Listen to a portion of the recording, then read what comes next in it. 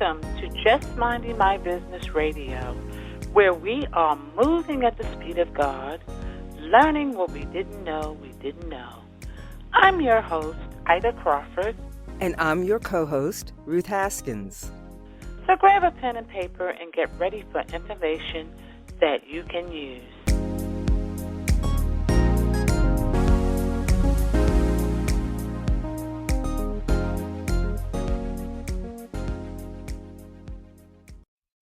X your business starting today with digital marketing from Just Minding My Business Media, LLC, on JMMB Media TV or Mindset Movers TV. Contact us at jmmbradio@gmail.com. Welcome to Just Minding My Business Media, LLC. Every day, we can learn and grow in unexpected ways. We may miss the opportunity if we close our hearts. Today, Just My Business Media, LLC is pleased to welcome the contributing authors of the soon-to-be-released anthology, A Little Perspective, a special delivery from pregnancy to toddlerhood. Each of these women is a mother of a child with dwarfism.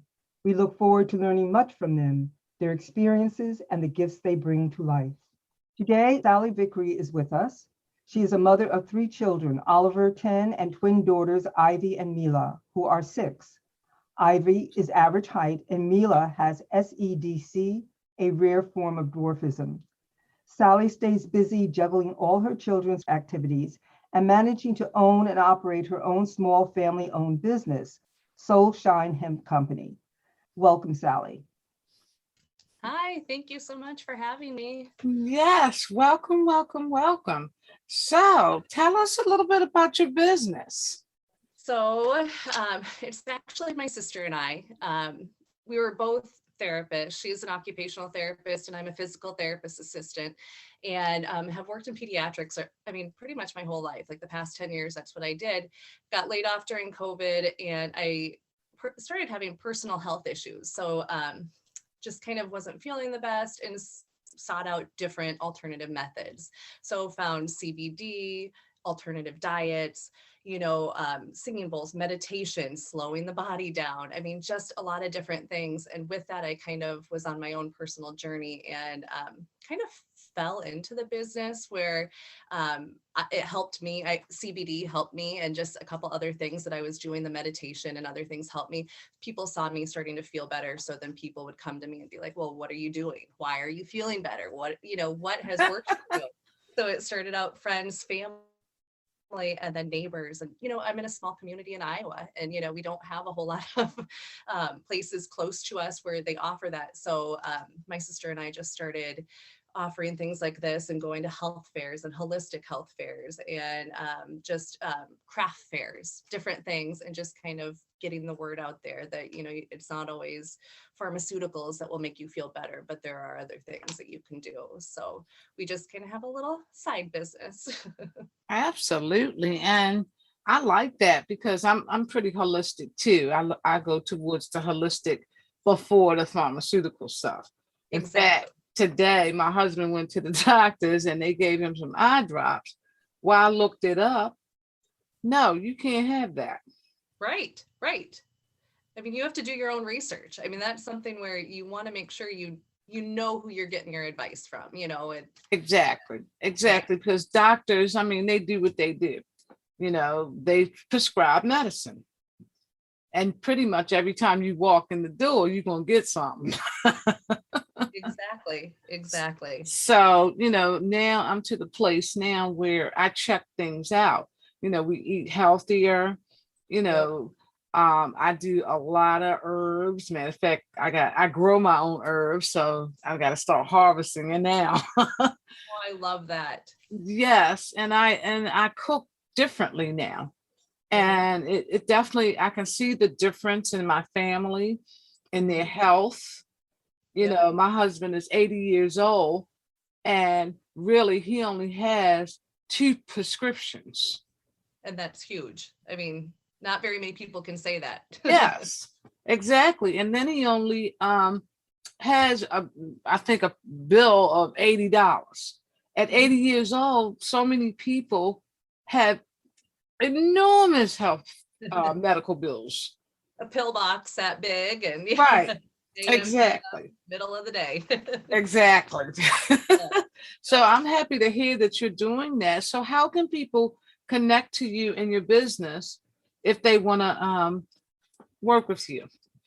We have an online store. So we don't have a brick and mortar store yet just because of where we are in location, but we ship out internationally and nationally. And so you can go to soulshinehempco.org. So Okay. SOULSHINE, hemp, HEMP, like company, co.org.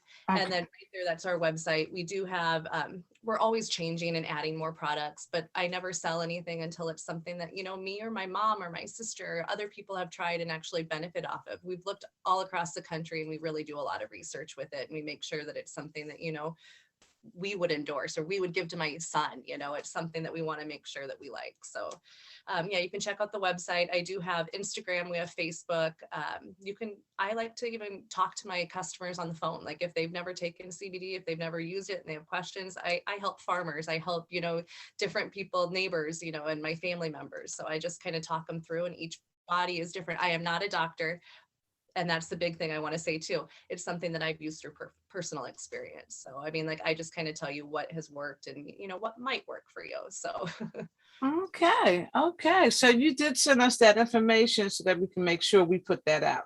Yeah, that'd be great. Okay, absolutely. So your chapter in the book. Yes. Give us a little snippet of what people can look forward to. So mine is all about my pregnancy. And I'm a very personal person. I'm very private, very closed off. And typically I don't want a whole lot of people to know about my life. And so during my pregnancy, when I was going through this, I don't think I let a whole lot of people in except for, my close immediate people. But when this opportunity came up for me to, kind of talk and discuss about what happened and with the diagnosis of my daughter and everything, I just had a need that I had to kind of put this out there. So my pregnancy started out that I couldn't get pregnant, struggled with infertility, had a hard time getting pregnant, went from that, found out I was pregnant. From there, found out my husband had cancer diagnosis. So it's pretty much my whole chapter is going to be an emotional roller coaster of what it went from, all the highs, all the lows, the cancer. After cancer, went to the diagnosis of my twin daughters. So finding out that one of them might not make it and might not survive. And so the doctors told us, your daughter is looking small. Her long bones are measuring, about 8 weeks shorter. Her lungs are smaller. Is she going to make it? So it's kind of the emotional roller coaster of a mom to be, finding out that your child might not make it. And what if only one of your children, since you're having twins, what your future might look like, or if she does survive, how long will she be with you? So Wow. It was a hard pregnancy, probably the hardest 9 months I've had in my life. 2 abdominal surgeries. I had to have an ovary removed when I was 33 weeks pregnant. My husband had a testicle removed when I was like 12 weeks pregnant. So it was just a hard 9 months. Wow. Yeah. Wow. And you made it through. We did. Yeah, we made it through. And I think we're a lot stronger family and, stronger physically and emotionally and spiritually. It was a hard time. And that's where I feel like, because of that, I feel like I kind of had a story to tell and let other people know that you can get through these hard times. And, there is a brighter side. Yes. Yeah. Yes, Yeah. absolutely. So what is the name of your chapter in the book? God thinks I'm a badass. Okay. I didn't see that coming. I know, exactly. And it was just, like I said, that I'm so quiet and I'm so to myself. And it was one thing after another in my 9 months. And people would just come up to me and say, "Hey, Sally, you're never given more than you can take. God only gives you what you can handle." And after hearing that about a dozen times in 9 months, I'm like, well, God must think I'm a lot tougher than I think I am myself.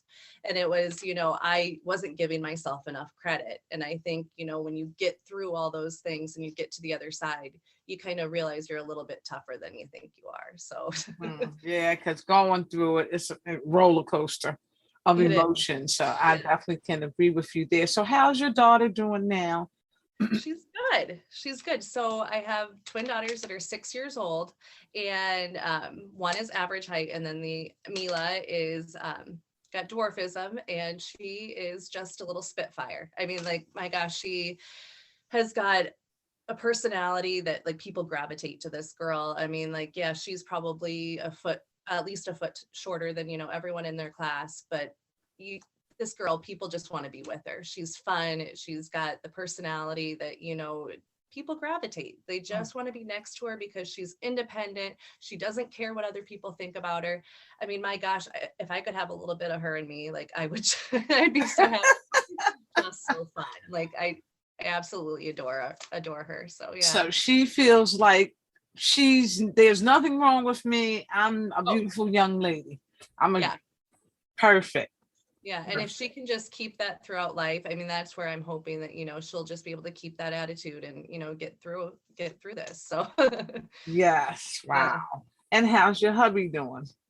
Good.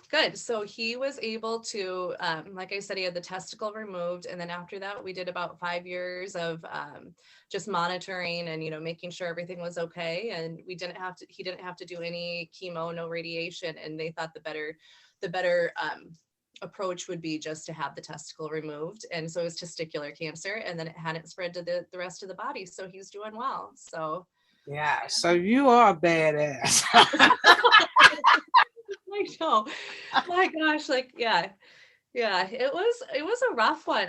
At 29 weeks too. So 29 weeks is when we found out about Mila. 33 weeks, I had immense pain, and I go into that in the chapter as well, but I had immense abdominal pain, thinking I was going into my labor, and find out that no, it wasn't labor. It was an ovarian torsion. So the ovary had swollen in size from the size of a quarter up to the size of my fist, had twisted, and then had moved up to above my belly button. So then no doctors could figure it out for about a week. They had no idea what was going on. They thought I had a pinched nerve. And I was like, this is not a pinched nerve. Like, a pinched nerve doesn't feel like this. So finally find out that, yeah, this ovary had to be removed, or I was going to go into surgery. I was going to go into labor because of it. So I had to have an open abdominal surgery with twins that, at that point are 5 pounds big. They open up my body and have to remove my ovary. So wow. Yeah.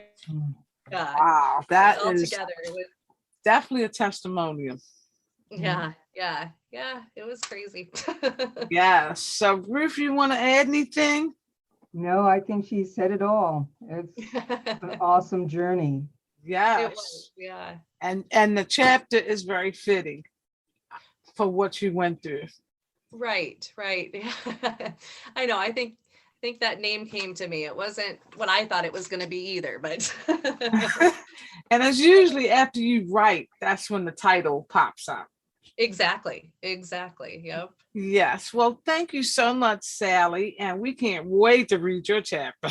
Well, thank you. Thanks for having me. I appreciate it. Absolutely. So we shall talk soon. Thank you. All right. Bye-bye. Your business, through Just Minding My Business Media, has exposure on internet radio, major social media platforms, and now TV. Through Just Minding My Business, dynamic digital marketing platform. Don't listen to the word on the street. Hear it for yourself. Visit jmb.assistercircle.org to learn how you can take your business, your vision, to the next level. Voiceovers by RCH VoiceWorks, for when you want to be heard. Call 443-620-4115.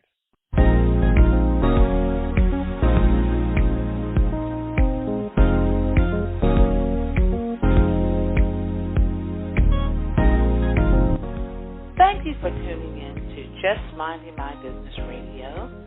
I'm your host, Ida Crawford. And I'm your co-host, Ruth Haskins. We hope you enjoyed the show and appreciate you stopping by. Many blessings to you and yours.